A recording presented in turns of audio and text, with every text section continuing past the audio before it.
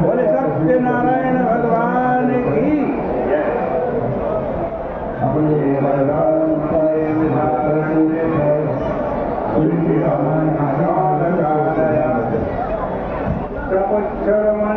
सर्वे सूतम पौराणिकम फल। एक समय नैमिषारण्य के पावन तीर्थ में शौनक आदि 88,000 ऋषि एकत्रित हुए और सोची से पौराणिक प्रश्न पूछने लगे। ऋषियों ने प्रश्न किया कि व्रतेन तपसा किंवा प्राप्यते वांछितं फलं तत्सर्वं श्रोतुमिच्छामि महामुने। हे महामुनि, कौन सा व्रत करने से, कौन सी तपस्या करने से मनोवांछित फल की प्राप्ति होती है, हम सुनना चाहते हैं, कृपा करके बतला। सूत जी कह रहे हैं, ऋषियों, जैसा प्रश्न तुमने किया ऐसा ही प्रश्न इस समय नारद जी ने कमलापति भगवान नारायण से किया था। एक बार नारद जी संसार की कल्याण की इच्छा से नाना लोकों में परिभ्रमण करते हुए मृत्यु लोक में आए।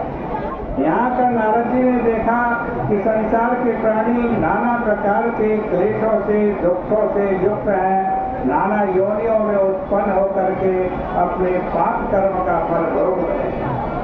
संसार के प्राणियों का ये दुख देखकर नारद जी के मन में आया कि इनका दुख किस प्रकार से दूर हो सकता है, और ऐसा मन में चिंतन करते करते नारद जी विष्णु लोक में चले गए और वहाँ नारद जी को विष्णु भगवान के दर्शन हुए।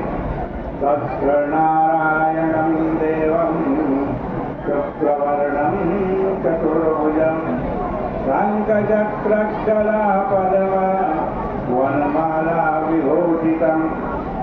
वहाँ नारायण भगवान शुक्र वर्ण के हैं, उनकी 4 भुजाएं हैं, 4 भुजाओं में शंख चक्र गदा पद्म माला पद्म धारण किए हुए हैं और वनमाला से सुशोभित हैं।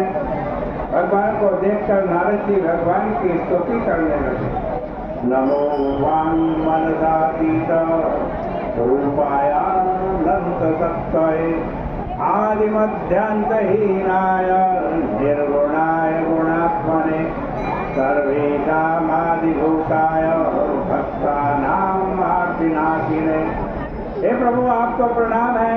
आप मन वाणी बुद्धि से अतीत हैं, अर्थात कोई भी प्राणी अपनी इंद्रिय बल से, अपने मन के बल से, बुद्धि के बल से आपको नहीं जान सकता।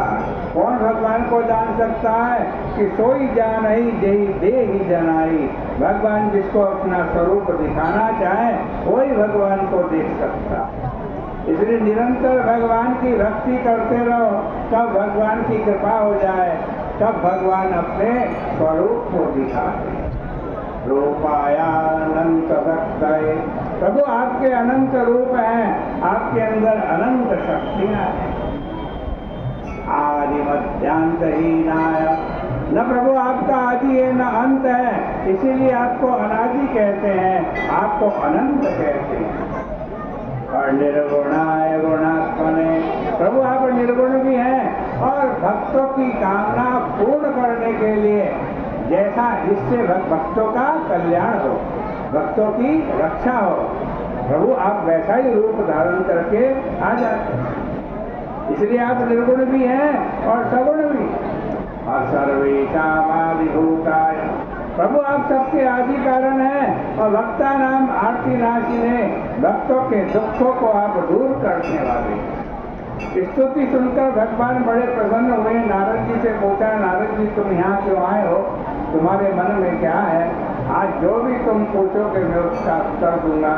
नारद जी ने कहा, प्रभु मैं मृत्यु लोक में गया था, मैंने देखा संसार के प्राणी नाना प्रकार के क्लेशों से, दुखों से युक्त हैं, नाना योनियों में उत्पन्न होकर के अपने पाप कर्म का फल भोग रहे हैं। प्रभु संसार के प्राणियों का ये दुख कैसे दूर हो सकता है? कोई छोटा सा उपाय आप जानते हो तो कृपा करके बतलाइए। भगवान ने कहा, नारद जी तुमने बड़ा अच्छा प्रश्न किया है। इससे संसार का कल्याण होगा, जिसको करने से मनुष्य सभी प्रकार के दुख से मोह से मुक्त हो जाता है। वो उपाय बताता। एक व्रत है, महान पुण्य को देने वाला है, स्वर्गलोक और मृत्युलोक में दुर्लभ है। तुम्हारे स्नेह के कारण इसे प्रकाशित करता। वो व्रत कौन सा है? वो भगवान श्री सत्यनारायण का व्रत है। जो कोई भी व्यक्ति विधि विधान पूर्वक भगवान श्री सत्यनारायण के व्रत को करता है तो इस लोक में सुख भोगता है और अंत में मोक्ष को प्राप्त करता।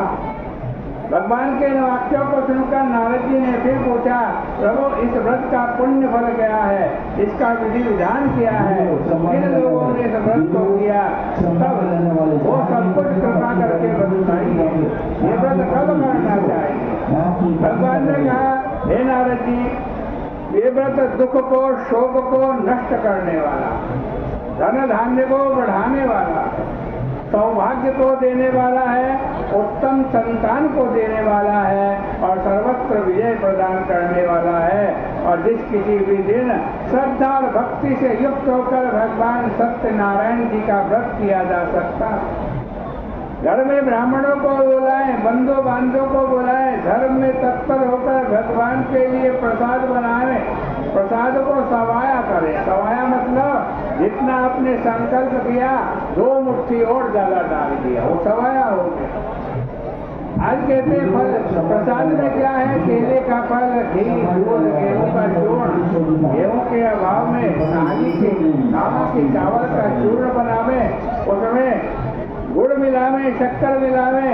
आज ब्राह्मणों से भगवान का पूजन करावे, कथा सुने, भगवान को भोग लगावे, प्रसाद लगावे। फिर कथा सुनने के बाद ब्राह्मणों को दक्षिणा दे। आज कहते हैं फिर बंधु बांधवों के साथ ब्राह्मण को भोजन भी करावे, फिर स्वयं प्रसाद भक्षण करे, फिर नृत्य गीत आदि का आचरण करे। उसके बाद भगवान का स्मरण करते हुए अपने अपने घर को जावे। एवं कृते मनुष्याणां वांछा सिद्धिर भवे ध्रुवम, विशेषतः कलियुगे लघुपायोस्ति भूतले। ऐसा करने से आज विशेषकर कलयुग में मनुष्य की सभी मनोकामना पूर्ण होती है और सभी दुखों से बचने का एक छोटा सा उपाय है। इस प्रकार से श्री स्कंद पुराणे रेवाखंडे सत्यनारायण व्रत कथायाम प्रथमोध्याय, ये पहले अध्याय की कथा, इसके पुण्य को भगवान श्री सत्यनारायण जी के चरणों में अर्पित करते हैं। बोले सत्यनारायण भगवान की जय। श्रीमन्नारायण